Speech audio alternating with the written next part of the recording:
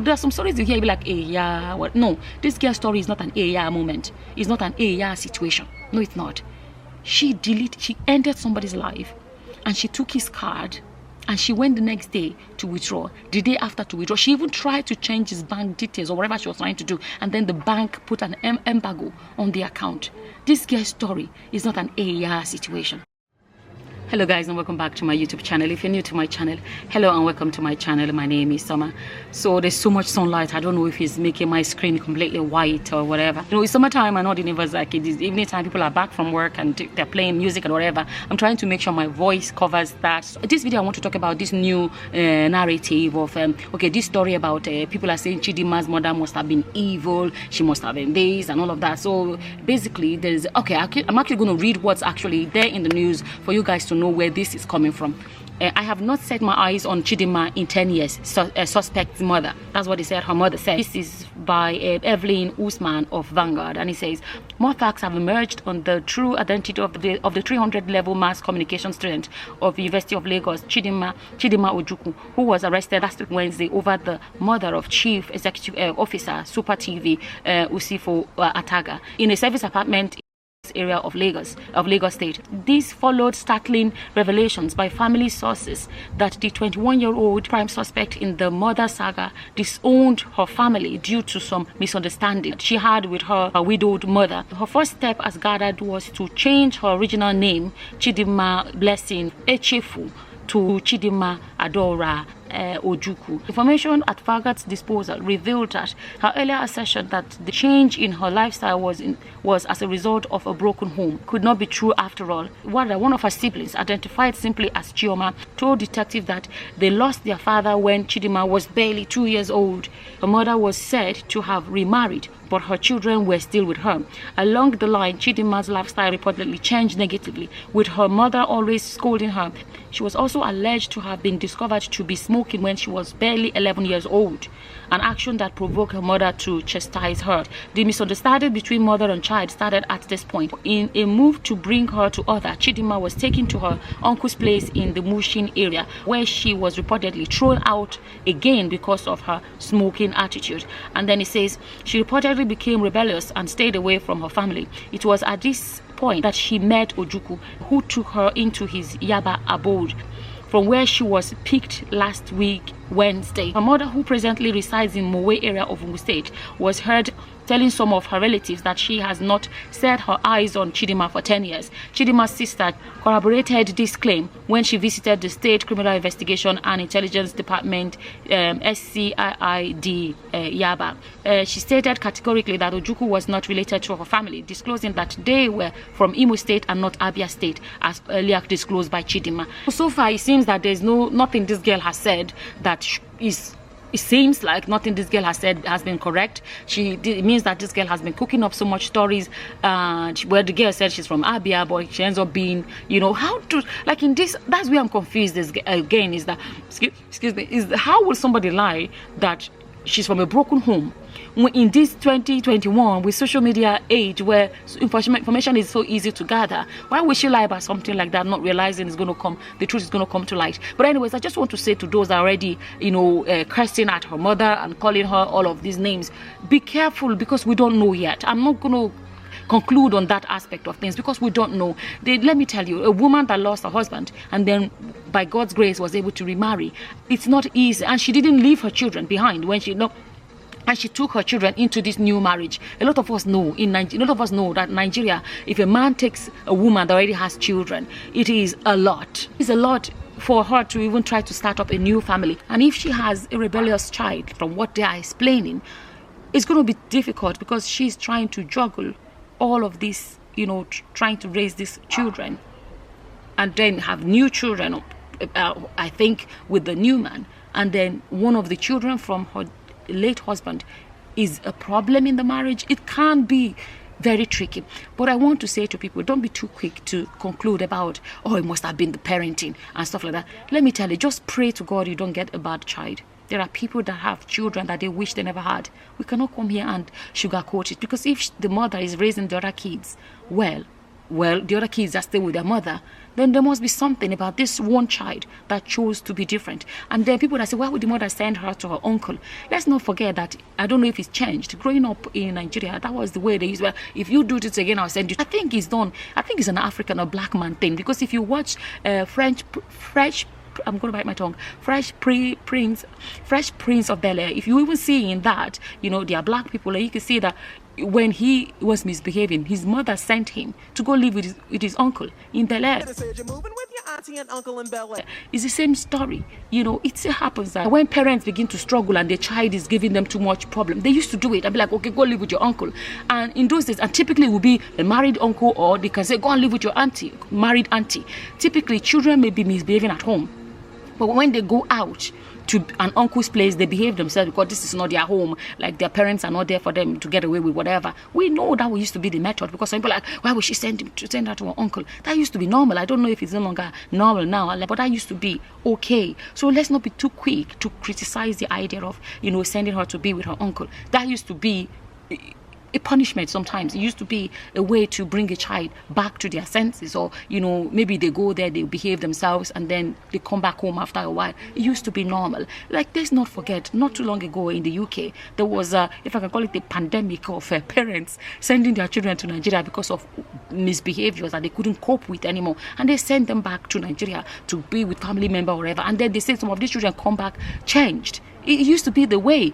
And then what about we know of parents, I know of a lady that the child was so much trouble for her in the UK that she eventually sent this child to a boarding school in Ogun State. And they said this girl, after the first 1 year, the mother went to visit her in Nigeria, and they said this girl is completely transformed, that is like a different child. This is a child that she said reported her to the government, and the mother was taken to court and dragged in the court because she smacked her or something like that happened, I don't know, and she got into all of that trouble, and the mother sent her to boarding school in Nigeria, and this girl transformed. They say basically that school, people used to do it, you know. It's like, basically, from what the woman was explaining, is basically like the school reset her brain back to, you know, factory reset. I'm not going to laugh about this. The mother said when she went to visit, this girl was like, mama, yes ma, and this girl was like, dobale, no, kune, you know, we was beginning to do, how do you call it, kune, you know, and she was just completely a different child, so humble and so respectful and everything. Let's not forget, so let's not be too quick to, you know, say, hey, why would she send her away? Some parents sometimes. And let's not forget, maybe the mother works and she's trying to survive, you know, raise her children that she brought from her previous marriage, and then trying to be a wife to this new man, and maybe have new children for this man. Let's not be too quick. I'm not coming here to defend the mother. I'm just saying, let's be careful about being too quick. It's not very easy for parents to just send the child away. There must have been a reason. And if the mother sent her away, and then the uncle as well ended up not being able to control her, then there is something not right with that child. There was one time somebody made a post on Facebook and said, I can't remember something, but she said something like her mother said that she wished she was never born, or the mother said she wished she aborted her when she was pregnant with her. I remember sitting back and said, why would the mother say that? I was like, oh my goodness, that's cruel. One time I heard about a man that this man, his wife was dead, an old man. His wife was dead, and they had this child when they were already old, and the boy would have been in his 20s. This boy was beginning to become wayward and all of those things, you know, and the father was giving out to him or whatever. He got angry one day with his father, and he burnt the house down. And this old man became homeless because his son burnt his house down. So if that man says tomorrow that he wished that son was not born, he will sound terrible.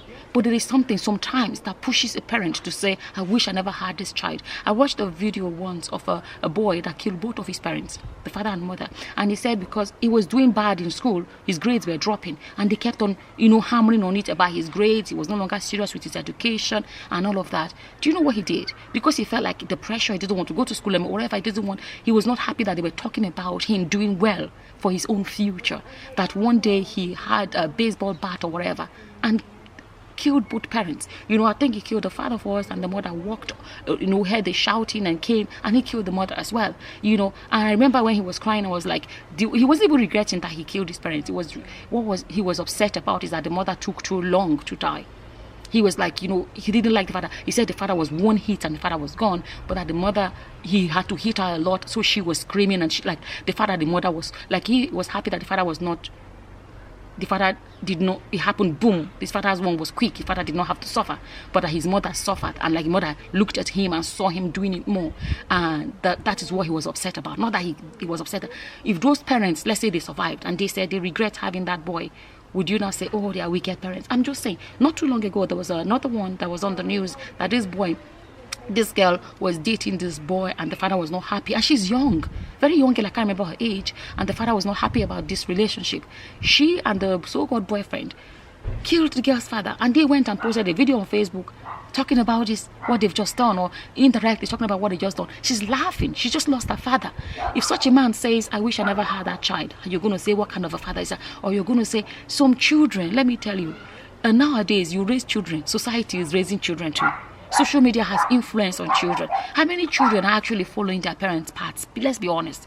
Social media, their classmates and schoolmates and stuff like that have influence on children. So if, okay, another thing, people are saying, oh, her father died when she was only 2, you know, it's a psychological, but we have to be careful about what we want to condone, if I can use that word, because let me tell you, this girl's father died, right? Or even even if he's broken home, there are a lot of children with broken home. So we're going to say, yeah, when they decide to, you know, there are a lot of children from broken homes that end up doing well. This is not a matter of comparing people. If a child is, for example, a child from a broken home and they are poor, wherever, went to a shop to steal something to eat, and you'd be like, you know, he was hungry, that was why he stole. Then we can, you understand, there is an excuse. Even though stealing is wrong, at least there's an excuse. But not when somebody ends somebody else's life. She lost her father when she was 2 years old, right?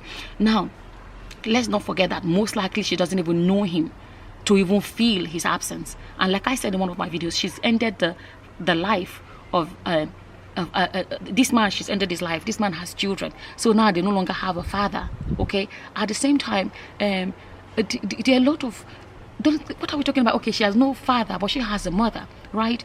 If we are going to come here and say, oh, you know, she lost her father, what about children in orphanages have no fathers and mothers? Then that means which society should be afraid, because it means that orphanages are full of, you know, murderers, right? Because it means that, oh, because they lost their fathers, you know, children in orphanages that have no fathers and mothers, so they will come out one day and start deleting people or killing everybody because they had no fathers. Let's not make excuses. Like I was saying, you know, there are stories you hear about, oh, this child had no, there are people that have gone into prostitution because, okay, single mother was struggling, went, you'd be like, hey, yeah, I'm just saying, I'm not supporting prostitution, but if you hear a story like that, I'd be like, okay, hey, yeah, maybe they went there because, okay, they went there to go and make money to put themselves to college. Prostitution, people will frown at it, but it's not the same as she ended. You know, people are not even talking about the fact that she was a runs girl anymore, but that's not even what people are focusing about. What people are focusing about is the fact that she took somebody's life. So I want to really emphasize on that. This girl is not an yeah. You know, there are some stories you hear, you be like, yeah, what? No, this girl's story is not an yeah moment. It's not an yeah situation. No, it's not. She ended somebody's life, and she took his card, and she went the next day to withdraw, the day after to withdraw. She even tried to change his bank details or whatever she was trying to do, and then the bank put an embargo on the account. This girl's story is not an yeah situation. That's really where I want us to focus on. If you see someone from a broken home, or someone that lost his father or her father at a young age, they're starving or hungry and went to steal, maybe you can be like, you know, feel sorry for them and stuff like that. But taking somebody's life, that is, there's no excuse. A lot of Nigerians abroad, there are some of them have gotten to such desperate situations where they actually call the government and say, take my child, because they can't cope with the particular child's problems. And don't forget that if this woman has other children, she's going to say, you know, some parents think about it like they say children say, they don't want to lose their own mental health over one child when they need that mental health, you know, to look after the other children. You understand? Let's be careful. Sometimes we forget that parenting is not easy. It's not easy to get the income and feed them and pay all the bills and all of that. And then if you're fortunate enough to get one child among them that gives you problem, it's not easy. There are a lot of parents in Europe that decide that because if you smack a child, a government will come and they take all the children. Some parents be like, if the one child's wahala is too much, instead of me smack this child and then get all my children taken, let this child be taken by the government so that I can kukuma look after the other. It's happening. I have seen parents in Europe that just, you know, just government come and take. Somebody might pass somebody that this guy, the son will be playing game from morning till night. full game this boy wants to play, doesn't want to take anything seriously anymore. That the father said to you, wake up in the morning, first thing you should do, make your bed. That argument about making his bed. One day this boy left home. They were looking for this boy. UK.